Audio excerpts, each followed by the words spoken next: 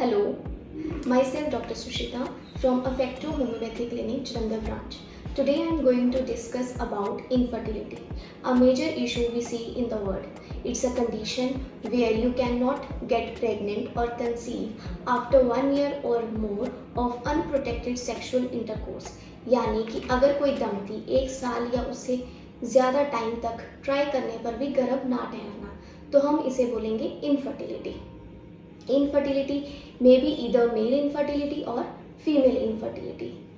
20 to 30% cases जो रहते हैं वो मेल इनफर्टिलिटी के रहते हैं. About 30 to 40% cases conduct female infertility. Causes may be mutual भी हो सकते हैं और सेपरेट भी हो सकते हैं.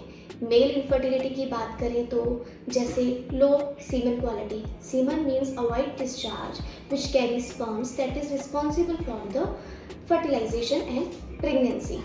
इसके बाद जो रीजंस रहते हैं, oligospermia means low sperm count, necrospermia dead sperm present in the semen, azoospermia absence of sperms, aspermia means lack in semen. तो ये सब रीजंस जो रहते हैं सीमेन प्लस स्पर्म के रिलेटेड रहते हैं. Other than erectile disorders, premature ejaculation, other than these disease related to organs जैसे कि varicocele, undescended testicles. So these are the various reasons behind male infertility. Then female infertility. A major issue behind female infertility is amenorrhea, whether is primary or secondary. Other than these, जो आजकल के time पे हम देख रहे हैं कि mostly PCOS cause रहता है, मीन्स पॉलीसिस्टिक ओवेरियन सिंड्रोम, जिसकी वजह से जो फीमेल्स हैं वो कंसेप्शन नहीं कर पाती. इसके बाद जो यूटेराइन फिब्रॉइड्स है इसके केसेस बहुत रहते हैं. एंडोमेट्रियोसिस के केसेस की वजह से भी जो है कंसीव करना मुश्किल हो जाता है. अदरवाइज फेलोपियन ट्यूब की एबनॉर्मेलिटी जैसे कि ब्लॉकेज या कोई भी स्ट्रक्चरल प्रॉब्लम रहती हो. Low egg quality also reason behind this. So these are the particular reasons behind female infertility. Other than this mutual causes जिसमें lack of sexual desire and lack in enough penetration inside vagina. तो ये कुछ special जो बहुत कम cases में हम देखते हैं, इसकी वजह से भी जो कि डिस्क्लोज नहीं करते. बहुत सारे जो कपल्स हैं वो बहुत कम डिस्क्लोज करते हैं कि हमारी जो डिज़ायर है वो बहुत कम है. अदर देन दिस जो मेडिकल कंडीशंस हैं, डिजीजेस हैं, that are also responsible for the infertility, जैसे कि हार्मोनल इम्बैलेंस फॉर बोथ या एक पार्टनर में ये प्रॉब्लम रह सकती है. इसके बाद stress, depression, diabetes, cancer therapy अगर चल रही है, किसी को कैंसर है related to any organ, that is also affect the infertility. इसके बाद genetic disorder means immature organ है, डिफेक्ट आ गया है तो वो जेनेटिकली रहता है, बाय बर्थ वो प्रॉब्लम रहती है जो कि प्यूबर्टी एज में डायग्नोज होती है या लेटर ऑन होती है अगर कोई सिम्टम ना हो. Other than this lifestyle including alcohol consumption, smoking, drugs intake, then आपकी सिडेंट्री लाइफ हो गई, स्ट्रेसफुल लाइफ हो गई क्योंकि आजकल कंपटीशन बहुत है.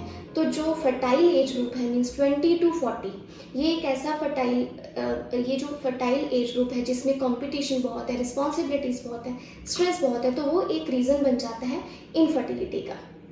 इसके बाद एज जो मैंने आपको अभी भी बताया 20 to 40 most fertile age group. इसके बाद 40 to 50 एज के बाद जो है फर्टिलिटी रेट का जो रेट है वो डिक्रीज हो जाता है.